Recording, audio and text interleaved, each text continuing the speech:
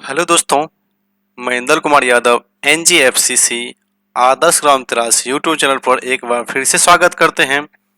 और चलिए आज हम लोग जो है क्लास 10th के चैप्टर नंबर 5 अरिथमेटिक प्रोग्रेशन के बारे में अध्ययन करेंगे, जिसको शॉर्ट में एपी कहा जाता है। तो बिना समय को बर्बाद करते हुए जो है हम लोग इस पार्ट के बारे में अध्ययन करते हैं। तो इस एक्सरसाइज में जो है समांतर श्रेणी, जिसका इंग्लिश होता है अरिथमेटिक प्रोग्रेशन, तो सबसे पहले हम समांतर श्रेणी का जो है परिभाषा जानेंगे।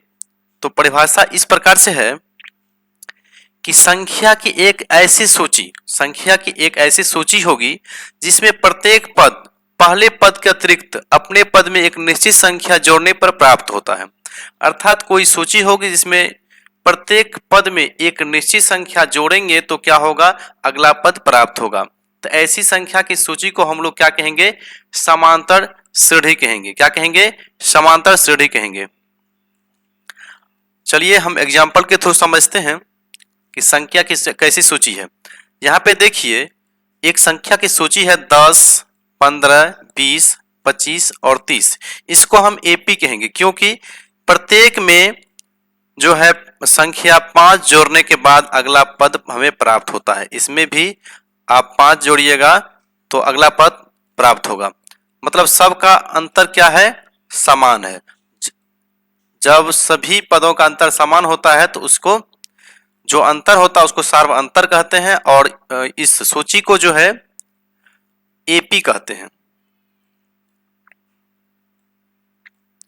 तो एपी को हम इस प्रकार लिखते हैं जो कि यहाँ पे दिया हुआ है। और प्रथम जो पद होता है यह इसको हम प्रथम पद कहते हैं और प्रथम पद को A1 या A से सूचित किया जाता है। जिसको A कहते हैं उसी को A1 करते हैं। अर्थात A1 जो है 10 हो गया। और इंग्लिश में इसको पद को हम टर्म कहते हैं, इसलिए इसको T से भी सूचित किया जाता है। अर्थात T1 लिखें या A1 लिखें, दोनों सही है।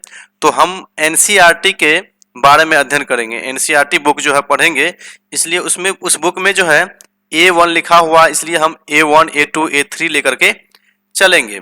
तो इसमें जो है T1, T2, T3, T4 दोनों सही है। आप किसी को लेकर के जो है सवाल को सॉल्व कर सकते हैं। तो इसमें आप देख रहे हैं सभी का अंतर क्या है, समान है। जो अंतर समान है इसी को सार्व अंतर कहा जाता है, जो कि आगे हम नीचे परिभाषा इसका जानेंगे। तो A2 में से A1 घटाते हैं तो क्या होता है, हमें सार्व अंतर प्राप्त होता है। या A3 से A2 घटाते हैं, A4 से A3 घटाते हैं तो सबका अंतर क्या है, देख सकते हैं ऊपर में एग्जाम्पल के थ्रू दिखाए हैं। सबका अंतर समान है, इसलिए इसको सार्वंतर कह सकते हैं। चलिए आगे जो है, आगे है टर्म, पद। हम जानते हैं टर्म का हिंदी क्या होता है, पद होता है। और प्रथम पद को ए कहा जाता है, प्रथम पद को ए कहा जाता है, जो कि फॉर्मूला में इसका ज्यादा यूज है, इसलिए हम यहाँ पे इसको हाईलाइट करके दिखा दिए हैं। प्रथम पद को ए कहा जाता है। और TERM टर्म मतलब पद होता है, इसलिए टी से भी इसको सूचित किया जाता है। सूची की प्रत्येक संख्या एक पद टर्म कहलाता है। सूची की प्रत्येक संख्या जो है वह क्या कहलाएगा, पद कहलाएगा। प्रथम संख्या है तो प्रथम पद, दूसरा संख्या दूसरा पद, तीसरा संख्या तीसरा पद। इस प्रकार यहाँ देख सकते हैं एपी में है तो ये हो गया प्रथम पद, दूसरा पद, तीसरा पद, चौथा पद, पंचमा पद।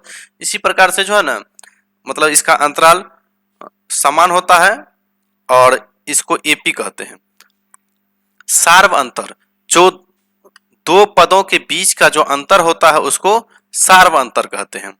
तो सार्व अंतर जैसे कि यहाँ पे आप घटा सकते हैं दूसरे पद में पहले पद को, तीसरे पद से दूसरे पद को, तो इसी को हम कहते हैं सार्व अंतर, कॉमन डिफरेंस। इंग्लिश में कहते हैं सार्व अंतर को कॉमन डिफरेंस।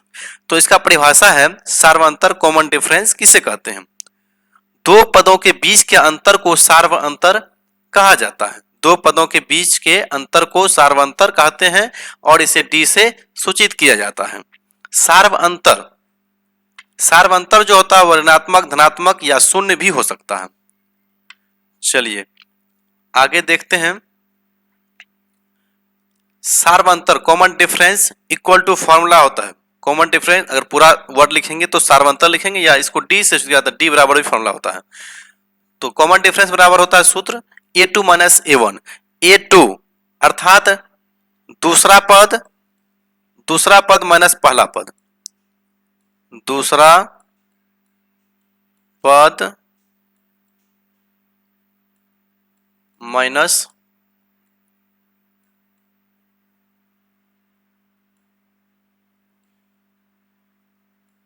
पहला पद।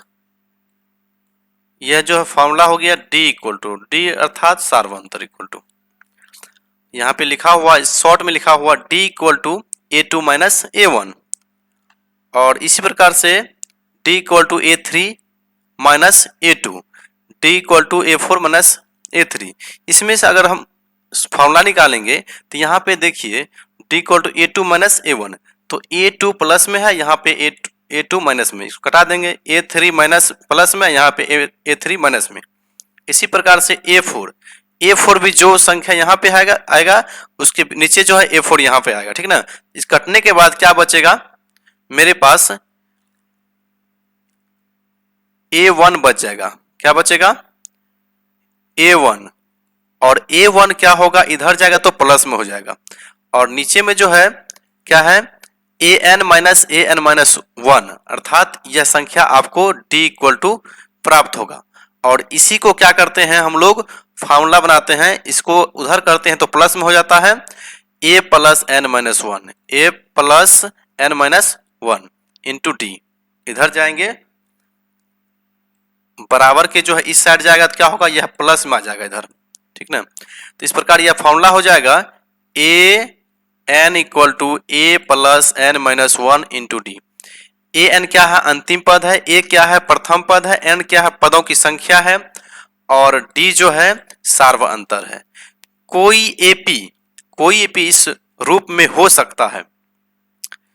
देखिए पहला पद होगा ए, दूसरा पद ए प्लस डी, तीसरा पद ए प्लस 2d, और ए प्लस 3d चौथा पद, ए प्लस 4d पांचवा पद।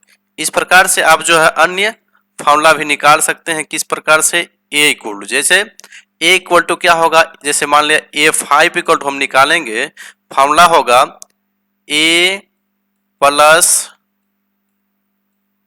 n minus one into D.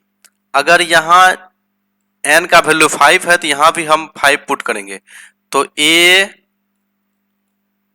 Plus n minus one, n का वैल्यू कितना है 5 है, अब माइनस 1 करेंगे इंटू डी।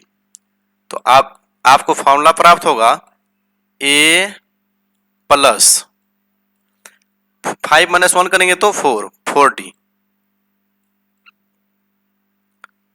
इसी प्रकार से जो है अगर कोई भी n का वैल्यू हम रखेंगे तो हमें क्या होगा फॉर्मूला प्राप्त होगा।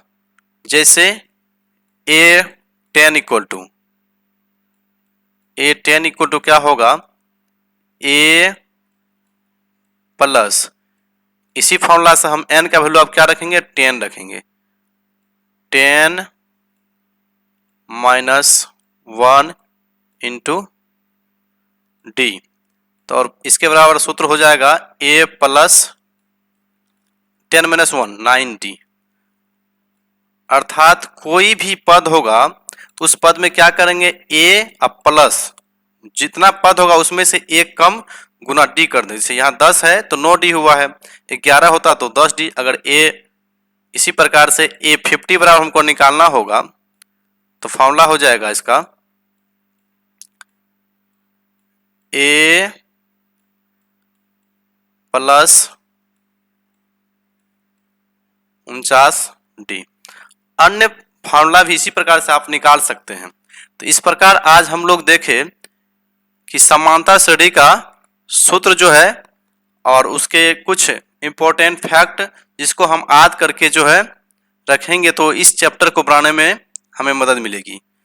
तो इस प्रकार से मतलब हम लोग जो है फॉर्मूला के बारे में आज अध्ययन किए। आगे जो है इस चैप्टर के सभी सवाल को हम लोग 1 बाय 1 करते जाएंगे। तो आज के लिए बस इतना ही रहने देते हैं, अगले वीडियो में फिर मिलेंगे।